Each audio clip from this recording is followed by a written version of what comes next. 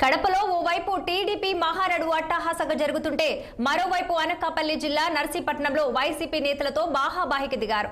ఇక municipal council సమావేశంలో TDP YCP సభ్యుల మధ్య ఘర్షణ చోటు చేసుకుంది. TDP councillor Madhu YCP councillor Koneti రామకృష్ణపై ఆగ్రహంతో ఊగిపోతూ దాడికి పాల్పడినట్లు తెలుస్తోంది.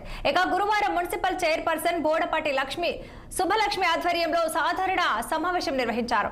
ఇక సుజల స్రవంతి వాటర్ పై వైసీపీ టీడీపీ కౌన్సిలర్ మధ్య చోటు చేసుకున్నటువంటి వాగ్వాదం గొడవకు దారితీసింది. ఇక కౌన్సిల్ సమావేశంలో అసభ్యకర పదజాలంతో మాట్లాడిన వైసీపీ కౌన్సిలర్ కోనేటి రామకృష్ణపై టీడీపీ సభ్యుడు మధు ఆగ్రహంతో మైక్ తో దాడి చేసినట్లు ఆరోపిస్తున్నారు.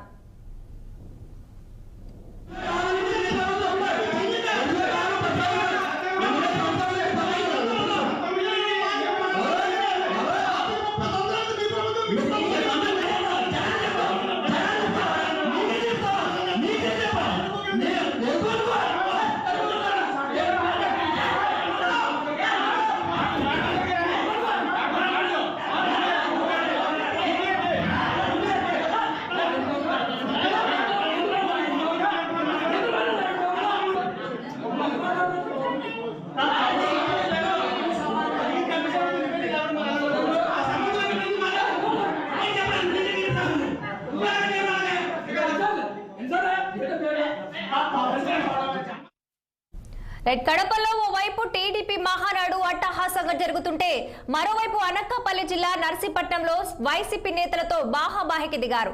మున్సిపల్ కౌన్సిల్ సమావేశంలో టీడీపీ వైసీపీ సభ్యుల మధ్య ఘర్షణ చోటు చేసుకుంది. ఇక TDP councillor Madhu YCP councillor Koneti రామకృష్ణపై ఆగ్రహంతో ఊగిపోతూ దాడికి పాల్పడినట్లు తెలుస్తోంది.